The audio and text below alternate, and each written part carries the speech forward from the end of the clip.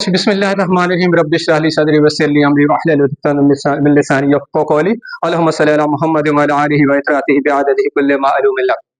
अस्सलामु अलैकुम व रहमतुल्लाह। अच्छा, कुछ लोग तो माशाल्लाह अच्छा रिस्पॉन्स है, बट इस तरफ से जो लोग हैं उनका रिस्पॉन्स नहीं आया। अस्सलामु अलैकुम।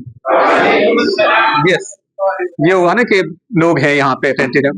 अच्छा, दिस इज मोहम्मद अकमल और मुफ्ती साहब के साथ को पिछले 6 साल से काम कर रहा हूँ। करंटली जो मेरा रोल है as secretary to sharia board and unit head sharia compliance, Lahore में काम कर रहा हूँ। I am really thankful to मुफ्ती साहब कि उन्होंने मुझे ये मौका दिया कि मैं आप लोगों के सामने यहाँ पेश हूँ और शरिया कंप्लायंस से रिलेटेड जो ब्रांच लेवल की चीज़ें हैं वो डिस्कस करूँ। मेरे से पहले जो मुनीर साहब थे, माशाल्लाह उनका बहुत एक्सपीरियंस है, उनका स्टेट बैंक में रहे हैं, उनकी काफ़ी राइटिंग्स हैं, जैसे Medina economics Urdu and English उन्होंने लिखी है। बहुत बड़े शख्सियत हैं। मुफ्ती साहब इटसेल्फ माशाल्लाह आप तो पहले ही जानते हैं, और रिसेंटली मुफ्ती साहब ने अपनी पीएचडी का जो थीसिस है उसको सक्सेसफुली डिफेंड किया है। आई होप सो आप लोगों को पता चल गया होगा। और मेरे ख्याल में जो मिठाई सर दी है वो इसी सिलसिले में तो नहीं दी, बस आपने मुबारकबाद दी है तो वेल एंड गुड, नहीं दी तो फिर आपने स्पेशली मुफ्ती साहब को मुबारकबाद देनी है, क्योंकि it's a very big achievement और एक ऐसी यूनिवर्सिटी से किया है जिसकी एक लेगेसी है स्पेशली इस्लामिक फाइनेंस में and international institute of Islamic economics. 1984 में जो जनरल जिया साहब का दौर है तब से वो इस्लामिक फाइनेंस पे काम कर रहे हैं, और 1984 और 1986 में उन्होंने एक बुक पब्लिश की थी ब्लूप्रिंट के नाम से।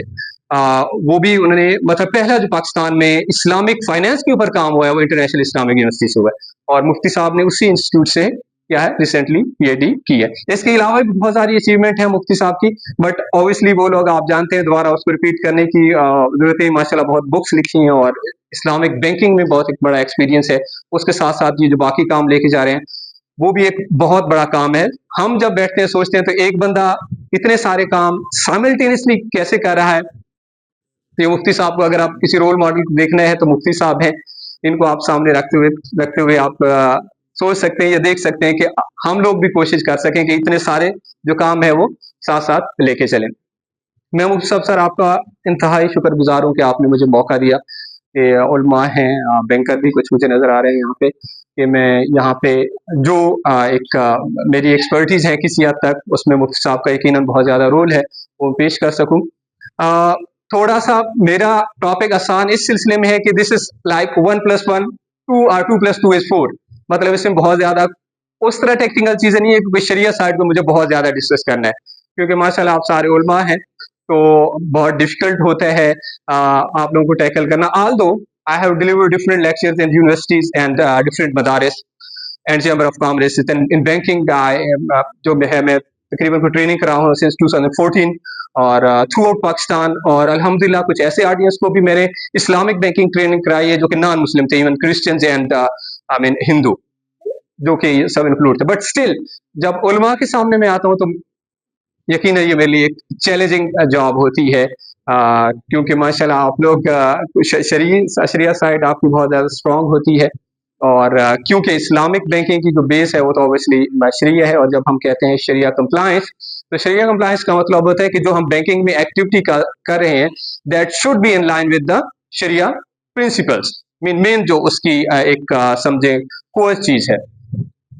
दूसरा मैं समझता हूं कि बैंकिंग में और इस्लामिक बैंकिंग में जो मोस्ट इंपॉर्टेंट चीज है वो शरिया कंप्लायंस,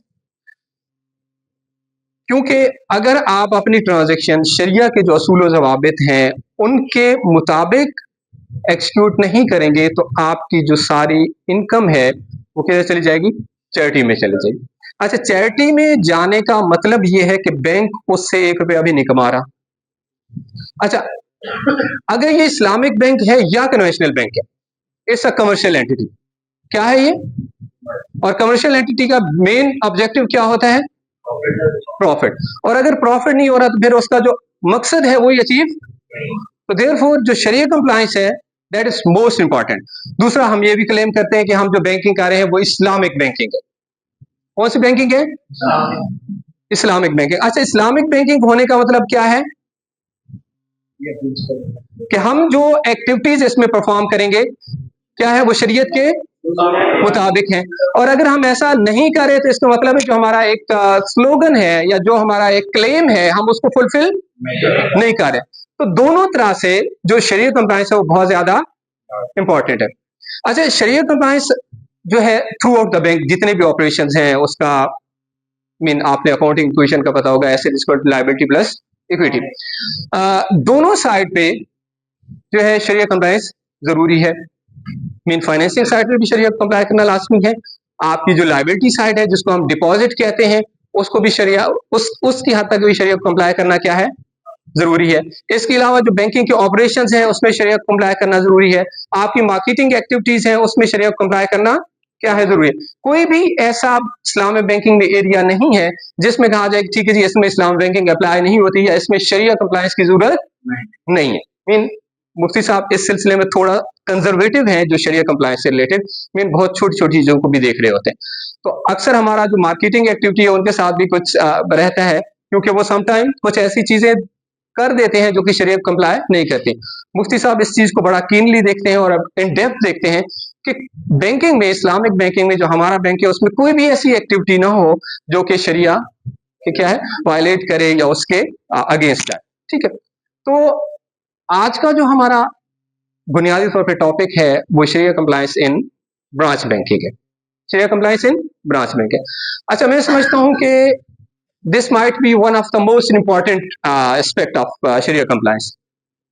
वो इसलिए कि आपको पता है कि जो कस्टमर है, ज्यादा कस्टमर, उनकी इंटरेक्शन बैंकिंग में कहां पे होती है, ब्रांच में होती है। फाइनेंसिंग साइड पे तो आपको पता है जो बैंकिंग में है as compare to branch side limited customer क्या है, लिमिटेड है और उतनी ज्यादा फ्रीक्वेंट इंटरेक्शन नहीं होती। जो ज्यादा इंटरेक्शन हो रही है वो कहां पे हो रही है, आपकी ब्रांच है।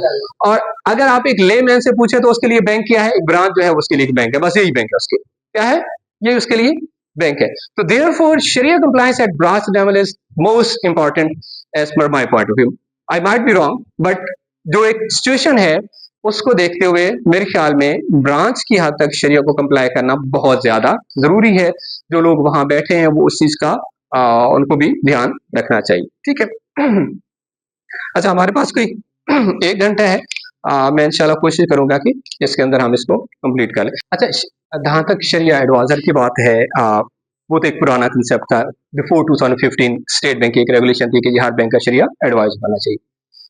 2015 में शरिया गवर्नेंस फ्रेमवर्क है, उसमें उन्होंने एक शरिया बोर्ड बना दिया और उसके शरिया बोर्ड के जो मेंबर है उसको सर्टेन नोमेनक्लेचर दे दिया कि जी ये होगा। RSBM है, उनमें एक रेजिडेंट शरिया बोर्ड मेंबर जो कि मुफ्ती साहब एज MCB इस्लाम बैंक में काम कर रहे हैं। तो जो शरिया एडवाइजर या RSBM होता है वो एज अ होल बैंक का होता है। ब्रांच की हद तक रेगुलेटरी कोई रिक्वायरमेंट नहीं है ऐसी कि एक ब्रांच में आप हर ब्रांच में कोई ऐसा बंदा बैठाएं। हाउएवर कुछ बैंक्स ऐसे हैं मार्केट में जो कि एरिया वाइज या रीजन वाइज उन्होंने शरिया स्कॉलर रखे हो। कुछ हमारे बैंक भी हैं बट बहुत लिमिटेड है, कुछ और बैंक है जिन्होंने ज्यादा रखे हुए, तो उन्होंने एरिया एंड रीजन वाइज उन्होंने शरिया के बंदे रखे हुए। अच्छा, ब्रांच वाइज यूजुअली इस वजह से नहीं रखते कि क्योंकि पता है कॉस्ट एक बेयर करनी पड़ती है, तो बैंक की कोशिश होती है कि कम से कम कॉस्ट आए। ठीक है, कम से कम बंदे से ज्यादा काम लेके वो अपनी जरूरत पूरी कर सके। तो अभी तक फिलहाल रीजन या एरिया की हद तक तो बैंकिंग में है बट ब्रांच की हद तक उस तरह नहीं है। बट ऐसा है कि कुछ बैंक्स कोशिश करते हैं कि ब्रांच की हद तक भी ऐसा रिसोर्स पर्सन हायर करें जिसके पास शरिया का नॉलेज है, क्योंकि हमारा क्लेम ही है कि हम इस्लामिक बैंकिंग करते हैं। और जब इस्लामिक बैंकिंग का जब आप जाके मार्केट में कस्टमर को पिच करेंगे तो पहला सवाल वो ये करेंगे कि हाउ इज इट इस्लामिक, कि इस्लामिक कैसे है। अच्छा, अब इस सवाल को वो बंदा ज्यादा बेहतर तरीके से या अच्छे तरीके से एड्रेस कर सकेगा जिसके पास शरिया का नॉलेज होगा। जो सिर्फ एक रिवायती सेटअप से, एक कन्वेंशनल सेटअप से आया है, उसको एड्रेस करना रिलेटिवली क्या होगा, मुश्किल होगा। दूसरा, हमारे यहाँ एक जनरली अल्हम्दुलिल्लाह by birth we are all Muslims, लेकिन हम ये समझ रहे होते हैं कि क्योंकि हम एक मुसलमान घराने में पैदा हुए तो हमारे अंदर जो शरिया का नॉलेज है इनबिल्ट है। क्या है, इनबिल्ट है, हमें इसको सीखने की जरूरत नहीं है। और फिर जब इस्लामिक बैंकिंग के ऊपर आता है तो हर बंदा क्या बन जाता है, मुफ्ती बन जाता है। वो आपसे ऐसे ऐसे सवाल करेगा कि बस, और वो शायद आप समझेंगे कि शायद तकवा के ये आला मर्तबे पे फायज है। अदरवाइज वो हो सकता है, मतलब लाजमी नहीं है, हो सकता है प्राइवेट लाइफ में वो कुछ भी करता हो, बट जब आप इस्लामिक बैंकिंग के बारे में डिस्कशन करेंगे तो फिर उसका जो तकवा का लेवल है वो बहुत ज्यादा हाई हो जाता है और उस तरह क्वेश्चन वो करता है। तो इस तरह कुछ बैंक्स कोशिश करते हैं कि ब्रांच बैंकिंग में भी कुछ ऐसे लोग लेके आए जाएं जिनका शरिया बैकग्राउंड भी हो और साथ साथ जो एक रिवायती तालीम है वो भी होनी चाहिए। सिर्फ शरिया स्कॉलर होना बैंक की रिक्वायरमेंट फुलफिल नहीं करता। अभी जैसे मुफ्ती साहब ने साथ साथ ये वाले इस तरह की एक सीरीज शुरू की हुई है कि जी आपके पास बैंकिंग का नॉलेज भी होना चाहिए और जो एक कन्वेंशनल हमारा एजुकेशन सेटअप है वो भी हो।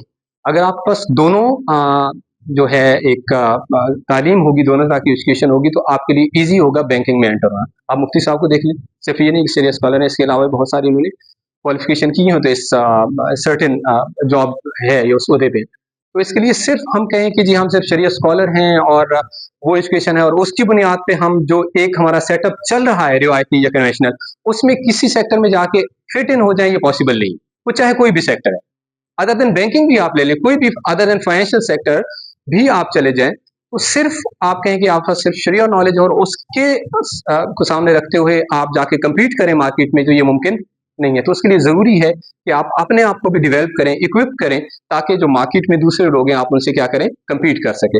अगर आपके पास दोनों तरह का नॉलेज होगा तो यकीनन आपको बर्फरी होगी उस बंदे से जिसके पास सिर्फ एक रिवायती तालीम है। तो इसलिए मुफ्ती साहब ने एक बहुत अच्छा एक यहाँ पे लाहौर में सेटअप शुरू किया है। आप जितना ज़्यादा कोशिश करें इससे मुस्तफीद हो, ये लें ताकि आपके पास जो प्रैक्टिकल चीज़ें हैं उसका नॉलेज हो और अब बैंक को भी हायर करने में ईजी हो, ताकि वो बंदा अगर हायर करें तो जाके वो डिलीवर भी करे। ये नहीं है कि सिर्फ उसका कर सकें। ओके।